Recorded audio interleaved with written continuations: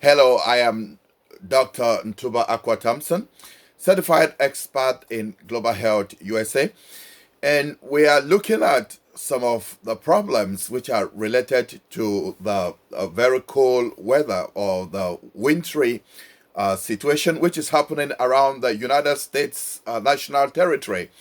And with an emphasis in our local communities, in Texas, in our counties and cities. Governor Abbott has already mobilized the Texas National Guard to help certain cities, especially with the call centers which have been put in place. Those call centers need to be manned by people who are experienced in emergency cold weather work. And so Governor Greg Abbott of Texas out of Austin has already mobilized the National Guard, and they are going to certain counties and cities, and Houston is one of the places where they are coming to. Governor Abbott is also questioning why there are millions of people who are without power, without warmth and electricity within their houses, with the fact that ERCOT, the electricity energy non-profit that actually regulates, the power supply, the energy supply in the state of Texas, was not able to have a handle on this. And there are other county judges or leaders and city mayors who are also questioning the organization. Mayor Sylvester Turner has said that there will be a robust discussion about those issues after this is been contained. And it should be noted that around the national territory, with emphasis within the local communities, the 4 Ps are emphasized. That is people, pets, and pipes, plants. Presently, it is said that because of the wintry condition, people's pipes are busting, and there is need for them to have a handle on that, because when those pipes burst, as they burst, they actually bring a lot of water into houses, and houses get flooded, so there is extensive destruction in people's homes, walls disintegrate, and other things that happen. And the leaders in the communities are advising people to actually call for help and be able to get people who are trained in that area to assess and to evaluate the damages within their home. Some people may need to get in contact with FEMA for help. It must be noted that there are people who are complaining that while there are power outages within their communities, within their homes, they are living in very extreme cold weather with their children, that downtowns of cities are lit all night. And that is beginning to create some problems because these issues are coming up and we are addressing them. Mayor Sylvester Turner is one of those who has looked at the downtown of the city that he is the local government authority leader. And he's saying that people should be understanding why he's asking the Downtown Management Corporation to look at these issues and try to make sure that where the light is not needed, it is put off. He's also advising the residents to know that some of them, some Houstonians, in their almost 8 to 10,000 people, live in some of those high-rise buildings downtown. The hotels are packed with some of you who are complaining and are moving from suburbs and neighborhoods downtown into those hotels. And so there is no way that 8,000 to 10,000 people staying in those condominiums, in those apartments downtowns, in those hotels should be left out, in the dark also. So there is the need for redistribution. There's a need for understanding. There's a need for people having the backs of other people. We have been hearing about the public safety issues, the roads, the icy roads that lead to accidents. So the cities, the counties have been asking people to stay away from the roads if they are not involved in emergency work or they don't have any reason to go out. They should stay at home and stay away from the roads. And apparently, since Monday or the night of Sunday, the residents of the cities of Houston, the counties of Harris, and all the other counties, Galveston, Dallas, and San Antonio and other places, because we've been in contact with people in San Antonio. We got people tell us, oh, we are at home, there is no power, so we are just under big blankets and huge layers of blankets. We appreciate what you are going through and what you are sacrificing for this, and we want to assure you, as the city leadership is saying, as the governor is saying, as the county leadership is saying, that we convey to you that just hang in there. It will not be too long and this will be over. So there are predictions that most likely by the beginning of Friday, going to the weekend, things will begin to get better. Electricity is being restored. People are getting some of the needs that they want. It's now also the public health approach to the issues. We are actually getting information as we follow up this winter disaster or poor winter conditions around the country, around the state, around the city.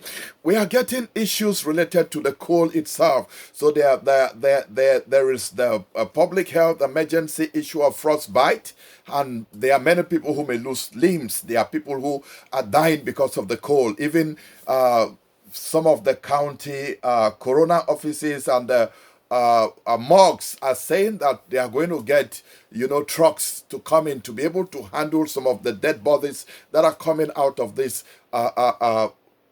unfortunate situation that we are dealing with in America, in Texas, in the city of Houston, in the county of Harris, in Travis County, city of Austin, Dallas County, and all the others. But I want to make it clear and underscore this point, that there is a difference between hypothermia, which in medical practice we say it's a low body temperature. That can affect babies a lot and shut down their system and lead to death. But generally there's a difference between hypothermia, which is just generally a low level, of heat in your body, and frostbite. Frostbite actually damages tissues, organ cells in your system. There are people who actually engage in behaviors which don't also go well with cold, like excessive alcohol drinking. Alcohol itself will depress certain parts of your brain, and then if cold itself comes in and you have a mixture of both, many of you will lose your life because of that. You will find some people dead on the streets and other places. So the city leadership, the public health officials of the United States, the CDC, and other governmental advisors in the area of health and human services are asking people to stay at home and try to keep warm. If it's possible, go away from risky behaviors that may put you and your family at risk. So if you are feeling, maybe nauseated, your body temperature is very low, you feel chilly, like vomiting, dizzy. For some people, you begin to go into some form of unconsciousness, even though in medical practice we grade consciousness in different levels, right? But that's not what I'm talking about. You just notice that maybe your relative is having those features, so you yourselves, it's time to call 911. Though we know that the EMS or the emergency people are saying that you should call 911 just for emergency, because there are tens of thousands of people who are jamming those lines, and the real emergencies are not being addressed. So you can call 311 if you have social issues, you have warming issues, you can't stay in your house. There are warming centers. The Jojo Brown Convention Center in the city of Houston is one of the warming centers, and Mayor Turner has made it possible to increase the capacity from about almost 200 to above. So everything is being done to help those who really need help. There are some of you who are at home, and maybe your cousins or your relatives or some friends are living not too far away, and they have water, they have light. It is good for you to maybe move with your family to them and hang out together in warm until this is taken care of. The other major issue that we are dealing with, which is a public health issue, is the question of carbon monoxide. And carbon monoxide is an odorless gas that comes out when fossil fuel is burnt, and therefore people who are heating their cars in their garages or inside their homes, trucks, small engines, generators, stoves, lanterns, grills, fireplaces, gas ranges, furnaces, they actually produce a gas, carbon monoxide. And carbon monoxide is dangerous. It's a gas that will kill you if its concentration within your blood is above a certain level. And before the blood chemistry is done, before the blood work is done, after you go to the emergency unit, you may not even get to the emergency unit. So the Center for Disease Control, or the CDC in the United States, has brought out the guidelines in helping advise Americans, advise Texans, advise Houstonians, advise residents, of the different states, be they in Oklahoma, be in Tulsa, be in Washington, D.C., in Atlanta, in California, in Milwaukee, Wisconsin, Minneapolis. Name them. There is a CDC advice, and the advice is that you should not be burning in your fireplace while you're sleeping. You should make sure that your engines, the engines of your car are not running in close environments or spaces. Example, the garage, that is part of your main house. If you close the door and you're running the engine of the car, you're burning fossil fuel. The fossil fuel is producing carbon monoxide. The carbon monoxide is circulating within that space and is moving out of the garage to bedrooms, to other places. You may have your children die. There are also people who are doing things which are out of place. You're grilling, you're doing a lot of these things.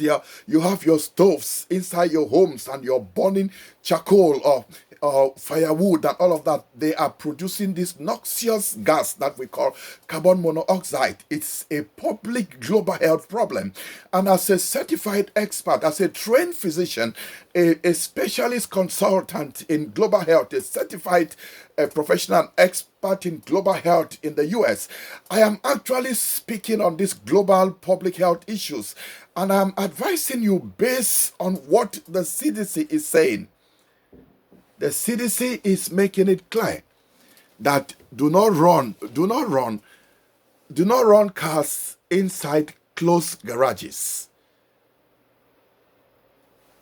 Do not run your generators inside your homes or in your garages. Keep them within a certain distance out of the house.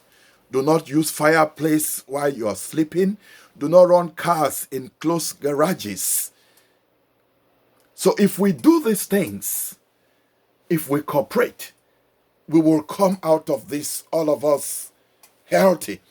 Your city public health and public safety officers, your police departments, your EMS officers, your fire chiefs are warning you about these issues. There are issues of houses on fire and people dying. So people are dying, and we can actually save our lives, the lives of our loved ones, our friends, by just following this global public health advice from experts, from CDC, and from the governments, be they at local level governments in your city, or local level governments at the county level, or regional or state governments at the state level, the governors and the departmental heads, and also the federal government. Because this is a national problem. FEMA may be coming in. The National Guards have been mobilized and things have been done. They are saying stay away from the roads. And a lot of you have respected that guidance, that advice from your police and road safety patrol people. It is working. We are getting less accidents on the road than was expected because you are sacrificing. Just hang in there. Sacrifice a little more. And it will not take too long. We will all come out of this strong. And don't forget, do not forget to look out for the 3 P's, the people, the pets, the pipes, the plants, and go out there and make a difference. Yes, you can. And that is why we are saying that everything is being done for you to get help. And I repeat, if you have an emergency like frostbite, carbon monoxide poisoning and related issues, hypothermia, that is getting to a stage where you are being affected, dizziness, unconsciousness, related problems, call 911 immediately and explain to them.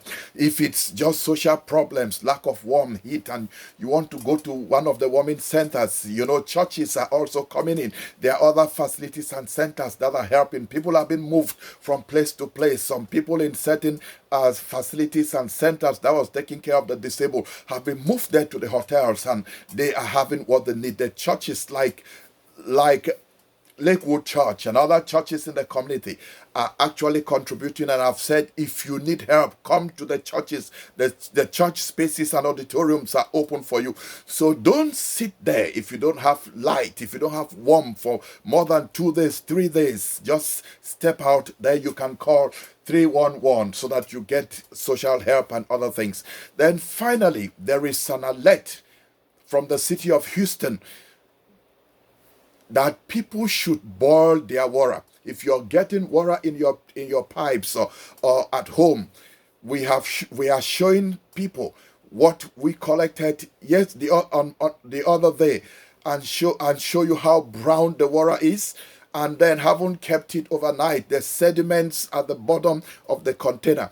That actually tells me that something is going on which is different from what we always had. But know this, discoloration of water is not a sign of impurity. Discoloration of water is not a sign of infection or bacterial water-based, viruses or bacteria or related problems. But for you to be on the safer side, you are being advised by the city authority, the public works, that you should boil your water. And if you don't have the light, the opportunity to heat or boil the water, you are advised to get borrowed water. So that is the state that we are presently, and I believe that we will get to the other side of the tunnel as we continue to work and cooperate with the leadership of the governments at the level of the federal government, the state government, the county governments, and the local governments, or your villages or your city or town governments. Be they your mayors, your councillors, or your police officers, your EMS officers. Those are people who have been voted by you. They are your public servants. They are responsible to serve you, and they are trying to serve you, but they can't serve you very well without your cooperation. And I want to say that they are thankful and grateful for your cooperation.